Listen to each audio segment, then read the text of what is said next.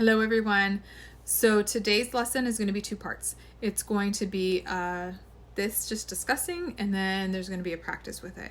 So this is going to be a breathwork practice, but it's going to be more than a practice. It's a training to get you to breathe this way every day, all day.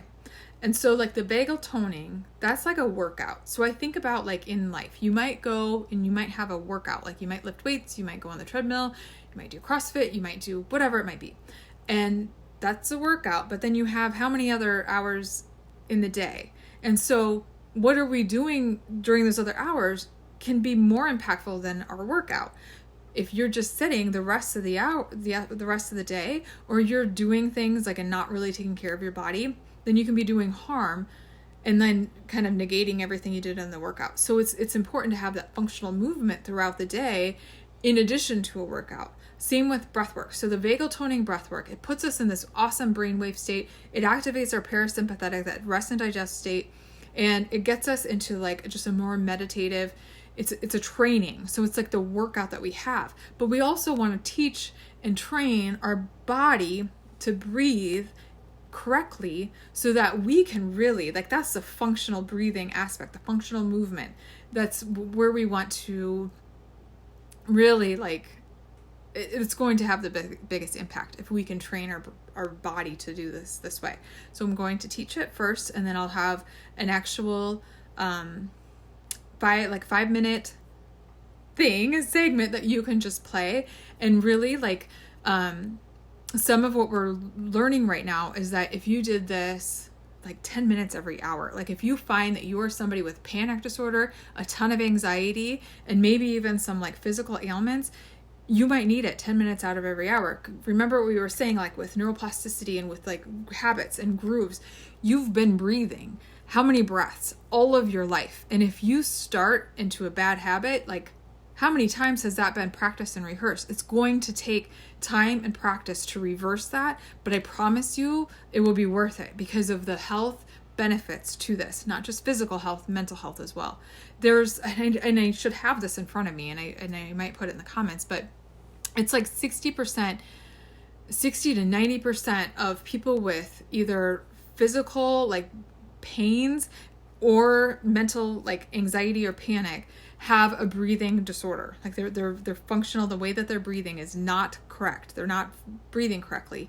And so they go hand in hand. And so if we can work with the breathing, then we can release some of the other problems. And that's a psychosomatic way. It's something like that embodied, like I think of it as bottom up therapy that can be very, very powerful. And so here's how we're going to breathe. And this is all day, every day. The more that we can do this, the healthier we're going to be just by breathing. So we're going to think about breathing low, breathing slow. And so breathing low is like, put your hands on the side of your ribs. When you inhale, all through the nose. And when you exhale, the rib cage is coming out and going back in. So that's activating the diaphragm. We are not breathing just up here. Like if you put your hands on your belly and your chest and you feel the rising and the falling up here, you're activating your sympathetic nervous system. That's your fight or flight. That's creating inflammation in your body. It's putting your brain into a state of anxiety, stress. And so we don't want that. We want to be in a state of parasympathetic rest and digest as much as possible throughout the day. So then we're breathing using that diaphragm. And then what we're going to practice, the research shows that if you breathe 5.5 to 6 breaths per minute, that's the healthiest breath you can have. So we're going to breathe and we're just going to practice 5 count in and 5 count out. And again, all through the nose.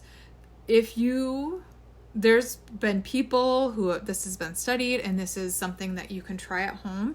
You can get a tape. It's kind of designed. You can use Band-Aids. And if you tape your mouth shut at night, which might sound crazy, but if you do that, then you train your body to breathe through your nose. It is so much more healthier to breathe through your nose than it is to breathe through your mouth. And so at night, if you're a mouth breather, we want to correct that.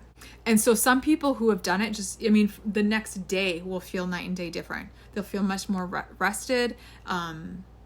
and then just their energy levels have completely shifted just from breathing through the nose and cutting off, like, so just taping the mouth. And you can get like a myotape, and when you put that on, it's not like you, like, if you need to breathe through your mouth, you're going to be able be able to pull it off. You're going to be able to open your mouth enough to get it off. So it's not like it's like, sometimes it sounds like might even feel panic thinking about it, but just give it a try if you're willing.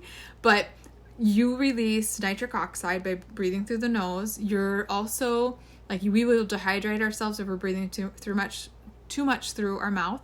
If you're teaching a lot, then think about it. We're breathing through we're exhaling out all of, like, every time you're talking. So that's even getting, you're dehydrating yourself from that too. Anyway, so breathing through the nose, breathing low, and then that cadence of 5 breaths in, or a count of 5 in and a count of 5 out. And so then that's what we're going to practice. That's going to be the next thing where it'll be on here and you can listen to it. And what we're going to do, and I'll tell you that again, but you'll breathe, like, I'll ring a bell, and basically you'll inhale when the bell counts or rings, and then you'll exhale when it rings again. And you'll just follow that. And you'll do it for as long as you can. The tape will be 5 minutes. If you want to keep going for 10 minutes, then awesome. You can use really anything to time this. It's just what I'm going to provide for you so that you can make this part of your practice. Even if you have it playing in the background while you're doing other work, like at first I would prefer if you were being very, like, mindful of it and very aware and not running from it, not being distracted. But if it's something where you want to do, like, 6 times throughout the day, 10 times throughout the day, which I would, again, if you feel like you're a problematic breather or you have a lot of panic or anxiety, then I would recommend that. Then it might be something that you play kind of off to the side where you're listening just for the bell, and so that it's like that's more on autopilot while you're doing other things. Maybe you're cleaning the kitchen or something, I don't know. But so let me know if you have any questions on that, and then otherwise jump on over and we'll start the practice.